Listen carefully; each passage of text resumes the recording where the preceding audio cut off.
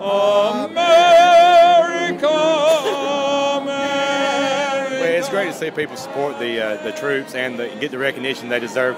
For the people to recognize them at this point is a great thing. I want to come out and pay honor to our World War II veterans. I can't express myself. I never thought I'd ever have a day like this. This has been something. My father, Dallas, Carrick, he was at Normandy. It's meant tremendous to him. I know he's excited. I know he's going to be tired, but I know he's excited.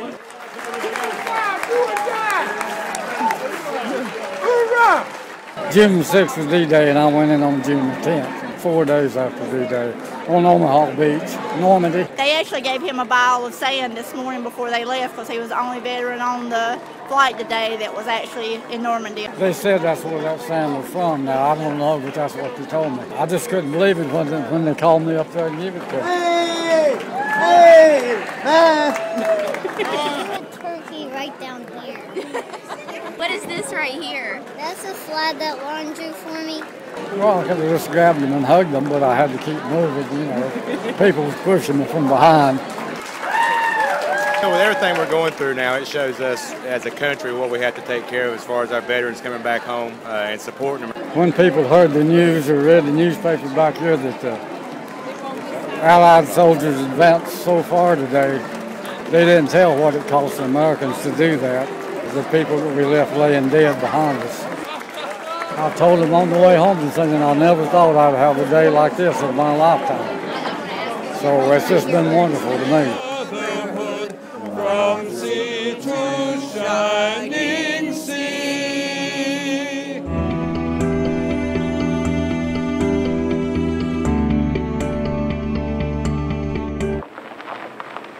It's been a long road for Sergeant Cynthia Treadway and Sergeant Eric Fritz. I was bitter, I was angry. Two Iraq War veterans who've never met but share a bond. You don't feel the care anymore, I guess. Both suffer from post-traumatic stress disorder. With a little love and affection, David Cantor hopes to turn their lives around. Sit, stay. I think he's awesome. Yeah. Through his Carolina Patriot Rovers group, Cantor rescues dogs from shelters, trains them, and then pairs them with veterans in need. Dogs are upbeat and enthusiastic of their acceptance of us, which counterbalances the depression and negativity of post-traumatic stress. We're going to love you so much. The program helps heal in 3 different ways. Healing for the dogs, healing for the veterans, and healing for the families that lost their service members overseas. Their story will be told to basically keep their memories alive. Adam, named after Tech Sergeant Adam Gannett, will live with the Fritz family. Say hi, Adam. Hi, Adam. Wyatt will live with Sergeant Treadway. He's named after Specialist Christopher Wyatt McCullough of Stoneville, a member of Treadway's unit. He was my best friend. Knowing that Treadway is the one that will receive Wyatt, it means a lot because we'll be able to visit with him. And he'll always be around. And he's just like him. A new friend to make the next journey a bit easier. He seems to like you. That's a good sign. In High Point, Kevin Kline, WXII 12 News. Hello, Dave. You're looking well today. R2, Hal, and Wally. All movie robotics and all science fiction, right? Dr. Edward Grant is an engineering professor at North Carolina State University. He says he remembers when some other technologies were far-fetched too. And Dick Tracy's looking into his watch, which is a television set, and talking to it, and people would go, wow, right? We have that nowadays. Science fiction becomes science fact. At the Center for Robotics and Intelligent Machines, Grant and NC State students are building the next generation of robots. Literally just using this as a base. It has several built-in sensors. It's got nice bump sensors. It has some cliff sensors. It's got wheel encoders, so it can tell me how far it traveled.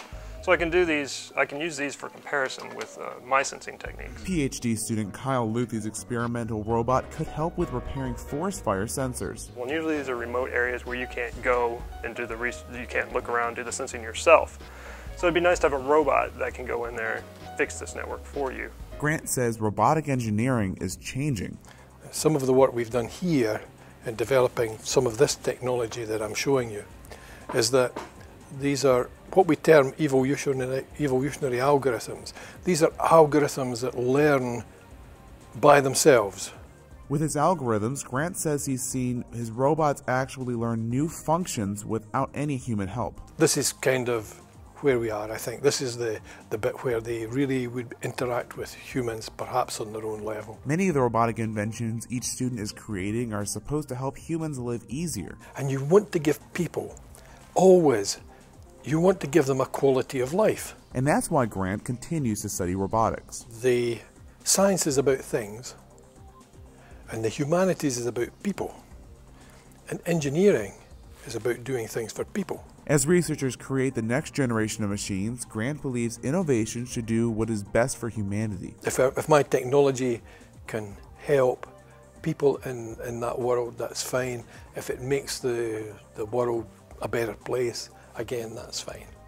It may be years before we see WALL-E in real life, but for right now, these innovations could help move us there quicker. In Raleigh, Kevin Kline, WSOE News.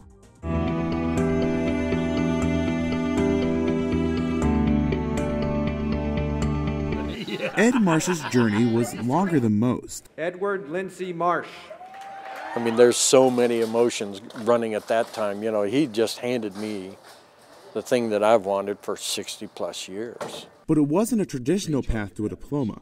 Elon students probably don't recognize him from the class, but from the grass. Marsh is a groundskeeper. By keeping Elon beautiful, he can take classes for free to become what he really wants to be, a preacher. I joke and I say, you know, this is what I want to be when I grow up. But it took me about 50 years to grow up. Ed works full-time for Elon's landscaping department. But what makes a man go from mowing the lawns of Elon to sowing the Word of God? I want to take the Word of God and somehow inspire others. He just has a very down-to-earth, low-key approach to life. You're giving everything up. But Marsh's road to being a religious leader was not easy. 1982, when I got my first call. See, I'd say it was a little lack of trust and faith on my part. And more than 20 years later, he's still on that road. Life is a journey, and what you do with it is your responsibility. Now it's his responsibility to help others along their journey. In Gibsonville, Kevin Kline, Phoenix 14 News, Tonight.